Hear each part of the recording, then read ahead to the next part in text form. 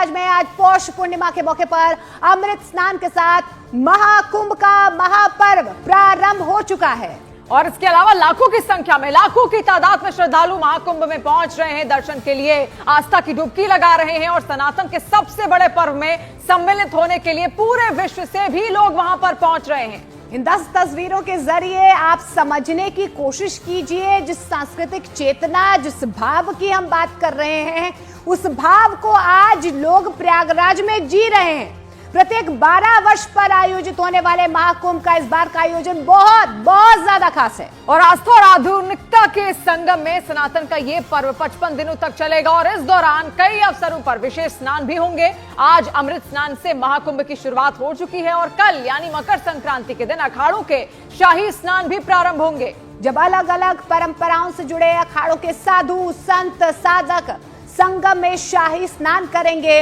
वो अलौकिक नजारा भी आप न्यूज़ 18 इंडिया पर लगातार देख पाएंगे। और इस बार का ये महाकुंभ इसलिए भी विशेष है क्योंकि इस दिन सूर्य, चंद्रमा, शनि और बृहस्पति की ग्रहों की जो शुभ स्थिति है वो बनती है और साथ साथ कहा यह जाता है कि आज के दिन ही मोनिका जितने भी साधु संत हैं वो तो वहां पर एकत्रित होते ही, उनका जो तप है वो भी वहां पर उसका एहसास तमाम जो श्रद्धालु हैं वो कर पाते हैं। इसके अलावा जो देवी देवता हैं आज के दिन वो अवतरित होकर इस भूमि पर आते हैं और संगम में डुबकी लगाते हैं। बिल्कुल, और अपने आप में आज कहीं ना कहीं महासंयोग हम कह सकते हैं कि 144 साल के बाद ये शुभ मुहूर्त आता है जब लाखों की तादाद में लोग जो है आज संगम तट पर पहुंचते हैं, आस्था की डुबकी लगाते हैं और कहते हैं अपने कष्टों का निवारण यहीं से हो जाता है। लेकिन अमृत स्नान के विषय में कुछ जरूरी बातें भी आपको हम बता लेते हैं कि आज पहला अमृत स्नान हो रहा है, क्या इसकी महत्वता है वो भी आपको समझाने की हम कोशिश करते हैं। मोनिका, यहाँ पर ये बताना बहुत जरूरी है कि आखिर अमृत स्नान की क्या महत्ता है, और लेकिन अभी 5 और अमृत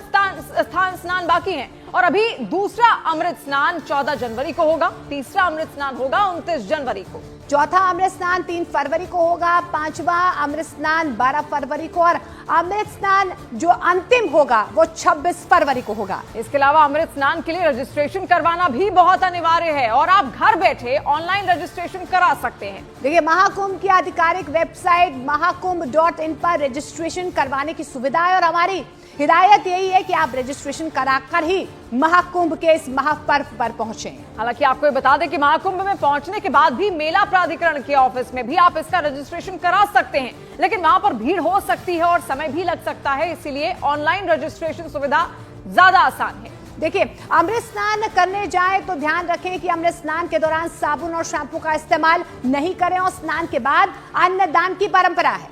और दीपदान भी वहां पर उसका भी अपना महत्व है। कई लोगों को आपने देखा भी किस तरीके से दीपदान उनकी ओर से किया गया और मान्यता यह भी है कि संगम स्नान से पाप धुल जाते हैं। दान देने से पुण्य की प्राप्ति होती है और यही वजह है कि दूर दराज से लोग यहाँ पर पहुंचे हुए हैं, स्नान कर रहे हैं, दान कर रहे हैं, दान पुण्य का काम कर रहे हैं। और यही कहा जाता है अगर आज आप संगम के तट पर पहुंचते हैं तो आपके कष्ट तो खत्म होते ही हैं, लेकिन अगर आप दान पुण्य करते हैं तो आगे आने वाली पीढ़ियों के लिए आप यहां से आज अमृत वरदान जो है प्रयागराज की धरती से लेकर जाते हैं। जी, और हम सब बहुत भाग्यशाली हैं मोनिका। देखिए, ये महाकुंभ भी है, ये पूर्ण कुंभ भी है और ऐसे में महाकुंभ का संयोग सालों बाद बनता है, वर्षों बाद बनता है और 144 वर्ष बाद ये संयोग बना है। जब 12 पूर्ण कुंभ खत्म हो गए तब ये संयोग बना और महाकुंभ में साफ सफाई के लिए भी खास ध्यान वहां पर रखा गया है। कुंभ को स्वच्छ रखने के लिए आपको बता दें इको फ्रेंडली शिविर भी बनाए गए हैं और इन शिविर में आपको बता दें लोगों के लिए भोजन का भी इंतजाम